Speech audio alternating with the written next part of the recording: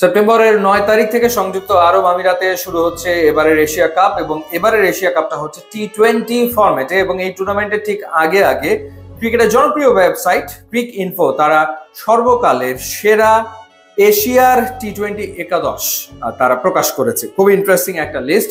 সেই লিস্টে কারা আছে সেটা আপনাদের জানাতে চাই এবং এই টিমটা নিয়ে আলোচনা করতে চাই। তো ক্রিক ইনফোর মতে এশিয়ার সর্বকালের সেরা টি20 একাদশের ওপেনিং এ রাখা হয়েছে দুজন শ্রীলঙ্কানকে। তার আগে জানিয়ে রাখি যে এই 11 জনের ভেতরে সর্বোচ্চ 4 জন ইন্ডিয়ান, 3 জন শ্রীলঙ্কান, পাকিস্তানের 2 জন, আফগানিস্তান এবং বাংলাদেশের 1 জনকে জায়গা দেওয়া হয়েছে।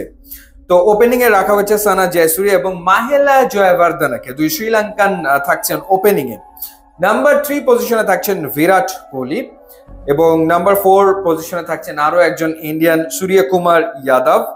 নাম্বার 5 পজিশনে থাকছেন আরো একজন ইন্ডিয়ান মহেন্দ্র সিং ধোনি, অধিনায়ক এবং উইকেট রক্ষক হিসেবে তাকে রাখা হয়েছে। এবং এরপরে রয়েছেন নাম্বার 6 পজিশনে বাংলাদেশের সাকিব আল হাসান, একমাত্র বাংলাদেশি হিসেবে। এরপর রয়েছেন নাম্বার 7 পজিশনে শাহেদ আফ্রিদি।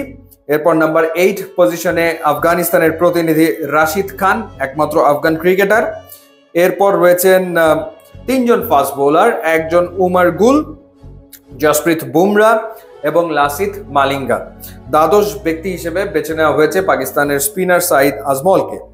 সো এই হচ্ছে অ্যাকর্ডিং টু ক্রিক ইনফো এশিয়ার সর্বকালের সেরা টি20 একাদশ, যেখানে যেমন রোহিত শর্মা তাকে রাখা হয়নি, তারপর পাকিস্তানের রিজওয়ান কিংবা বাবর আজম তাদেরকেও বিবেচনা করা হয়নি, বাংলাদেশ থেকে শুধুমাত্র সাকিব আল হাসানকেই রাখা হয়েছে। এবং এই ক্ষেত্রে বিবেচনা করা হয়েছে 3 জন ফাস্ট বোলারকে, অর্থাৎ যে একাদশটা করা হয়েছে 3 জন ফাস্ট বোলার লাসিথ মালিঙ্গা, জসপ্রীত বুমরা, উমর গুল। স্পিনার সেই ক্ষেত্রে 3 জন রাশিদ খান, শাহেদ আফ্রিদি এবং Shakib Al Hasan. So allrounder basically 2 জন সাকিব আল হাসান এবং শাহেদ আফ্রিদি, এবং জেনুইন ব্যাটসম্যান সেই ক্ষেত্রে রাখা হয়েছে 5 জনকে। সো এই হচ্ছে তাদের লিস্ট। সো আপনি এই একাদশের সাথে একমত কিনা ডেফিনেটলি জানাবেন। কোন নামটা আপনার মতে বাদ পড়ে গেল সেটাও ডেফিনেটলি উল্লেখ করবেন। ইউটিউব, ইনস্টাগ্রাম লিঙ্ক দেওয়া আছে, যোগ দিলে খুবই খুশি হবো। And thanks for watching.